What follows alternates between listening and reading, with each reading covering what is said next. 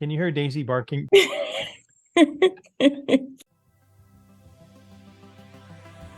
Thank you for joining me. My name is Todd Ronan. Welcome back to Reality Forecast. I have a special guest this time, my good friend, Elisa. How are you today, Elisa? Doing great. How about you, Todd? I am pretty good. Pretty good. Good. Thanks for being on tonight. Well, maybe I could just start with my journey. So I am a natural psychic, and I later was trained in formal remote viewing.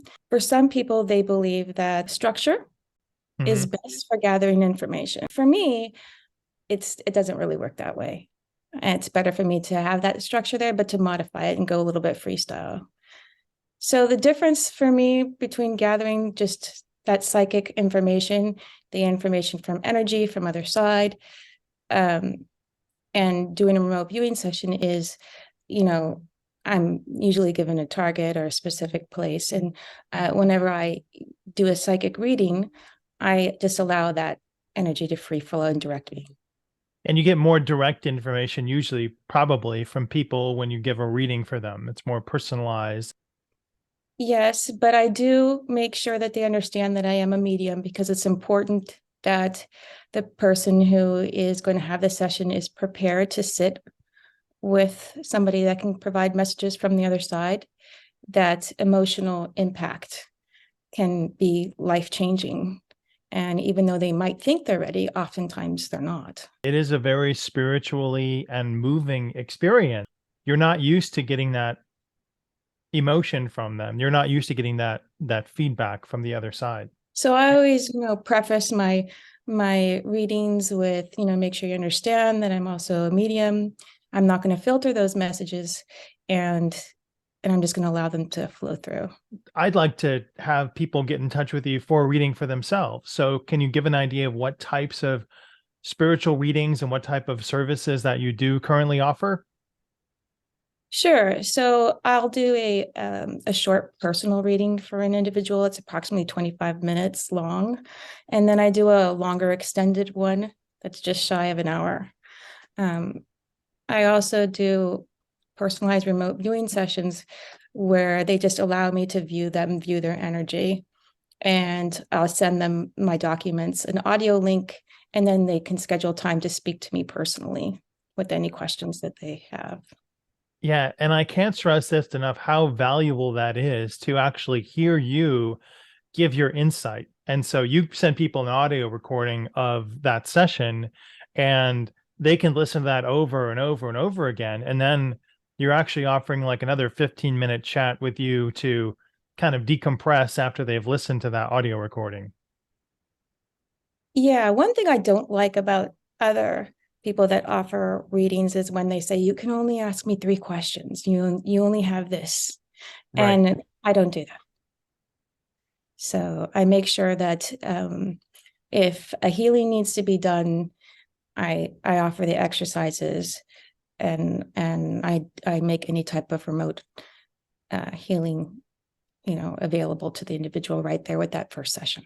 Do you offer healing sessions to people as well? Or When I'm doing the initial reading, depends on what I'm doing. If it is a remote viewing one, then I will definitely provide the exercises if I identify anything for them so that they can work on whatever energy work they need to do to improve their boundaries or their interpersonal relationships and things like that. yeah, I don't know if anyone can feel the energy that is coming off from you now, but I feel almost more alive and more like I'm seeing things in 5D just by talking to you. So it's like do people have that effect when they listen to a reading? Do they feel like it's changed them somehow when it comes from you? Yes, a lot of the feedback is amazing, wonderful, you know, yeah. So life-changing, definitely Yeah, it life-changing. is amazing. Like I've been lucky enough to have a reading from you, and I can strongly recommend your services and what you can offer people. If they are interested in getting more information about it, please send me an email to remoteviewit@gmail.com and with the subject heading Elisa, and I'll make sure she gets it. I'll pass it on to her and I'll get you exactly what it is that the pricing is for you and figure out which would be a best fit for you. But how do you gauge whether or not someone needs a reading or healing or a remote viewing session done for them? I have them categorized separately. So yeah, you can come to me just for a remote healing or remote energy work. But uh, like I said, if you come for just the regular remote viewing, I make sure I allow my clients to know that if I see something there, that I will, so like a tear in an aura, I'll repair it for them. Um, if I see that an individual is carrying too much burden on their shoulders, I'll remotely lift it up and create more space for them. Is there anything that you're finding in your readings that are coming up more often? Problems maybe that people are struggling with, and maybe some people watching today might have those struggles? I think that it's important for us all to kind of remember to do self-care. And that's been a lot of the messages I've been giving to other people right now is taking the time to take care of self. Um, I would also say that there's a lot of chaotic energy, like spinning energy that I've been noticing around people. And so helping them identify that, realign it, um, teaching breath work and how to pull the energy through the body as well. Yeah, and one of the practices that I offer in my remote viewing course, I teach people how to look at themselves through an energy window and just feel what's in your body. And you can identify those negative, I'm using the wrong hand. You can identify those negative spaces and what's really pulling you down. And I feel like people just don't look at themselves or feel what's in themselves nowadays. They're just so distracted with everything that's shiny in their world. Right, not being present in the moment, right? Enjoying where you are right now. So we're lucky that we can kind of see futures and so on, but to make sure that we're not being, being lost in that and maintaining our sense of self and being grounded too. So Could you suggest some other techniques people watching might want to adopt to become more present and more mindful of self-care? I think it's important to learn detoxing techniques because, every interaction is an energy interaction, whether we're doing a Zoom link or an email or meeting up in person. And you just need to take time to either take a warm bath and some Epsom salts, visualize a color that feels comfortable to you above your head and move it through your body. You don't have to do this for a long time, just, a few seconds and work up to a little bit longer. But I think the point being, you don't have to sit in meditation for a very long time to kind of feel better. And so when I think of detoxification, the most thing I think about is the foods that we eat. And I think we do that without thinking also. We pile things into ourselves without really focusing on that. Other ways to practice mindfulness for people, what other techniques did you suggest they could try at home? Well, I like to make the exercises simple because if they're not simple, you're just not going to do it. And so I'm glad you're laughing, but I mean, it's truth, right? So like you can tell someone to sit down and to do all this energy work for like even 20 minutes. But if they don't even know how to visualize that light, if they don't even know how to move it above their head to begin with, I mean, I was just talking to a client about this the other day. You need to just take steps. And as long as you are moving forward with that forward motion, then you're getting stronger and not weaker. So you need to make a conscious choice. What am I going to do today? And it doesn't have to be a lot of things. You could just put one or two things down. Just make sure that you keep moving forward. Do one or two new things per day that help you become more present, whether it's not being distracted by devices or not being distracted by food or setting aside time for yourself to. Yeah. Be kind to yourself. If you're not going to be kind to yourself, then I mean, you can't expect that from other, right? You have to take care of you.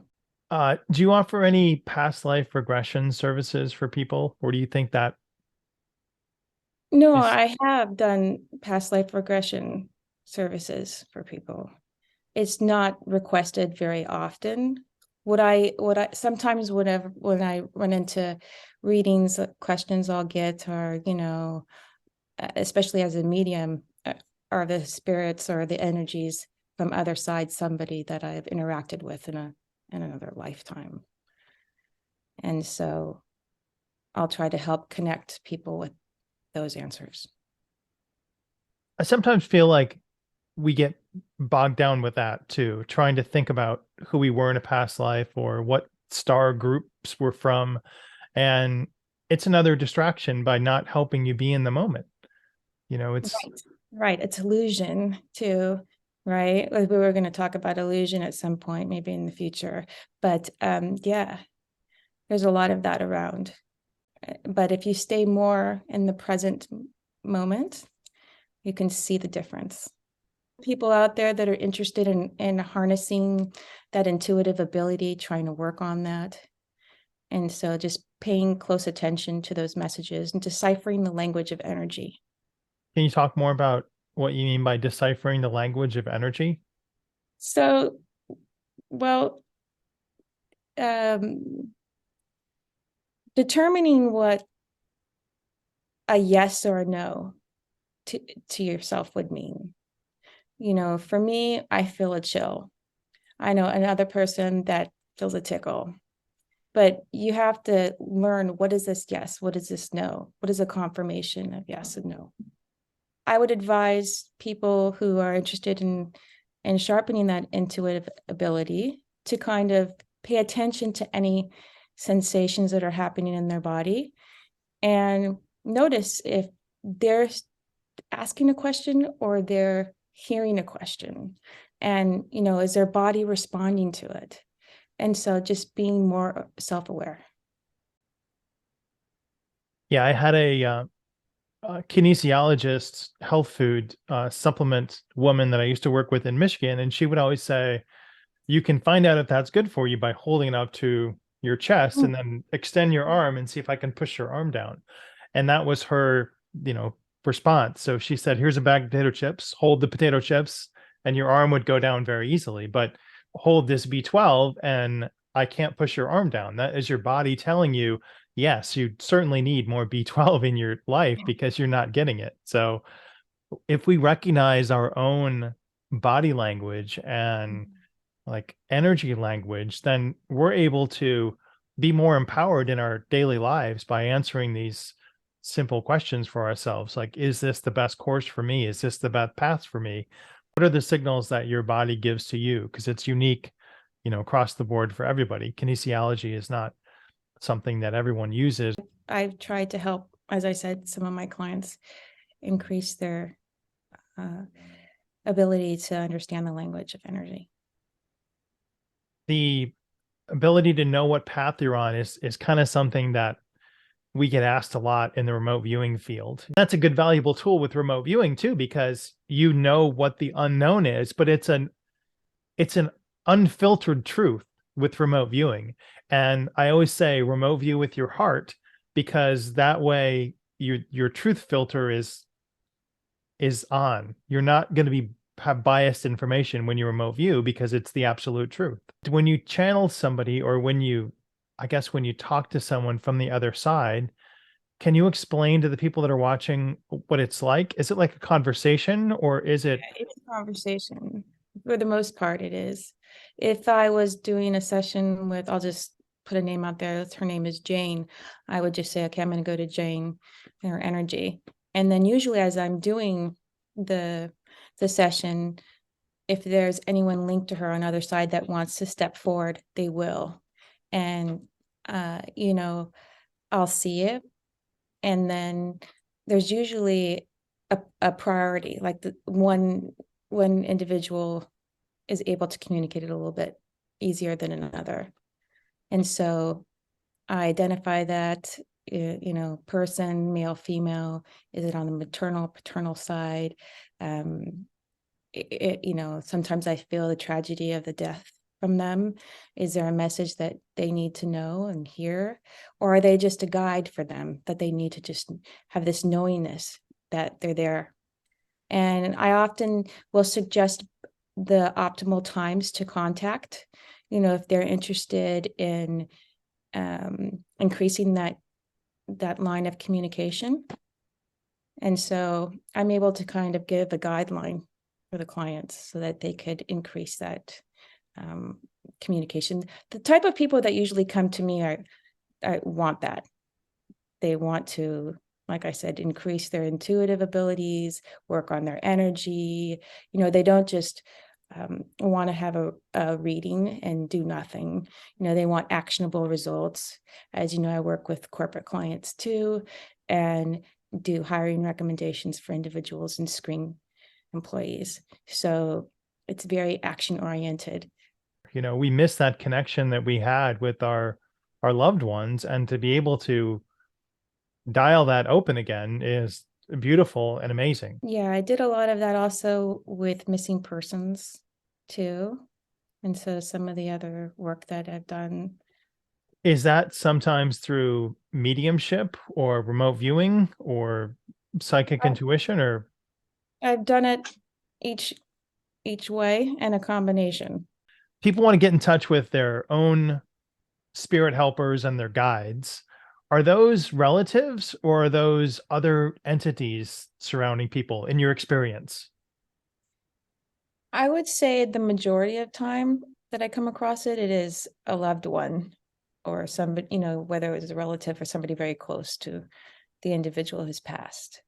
But I also see a combination of the two. And So, so there's no hard and fast rule there.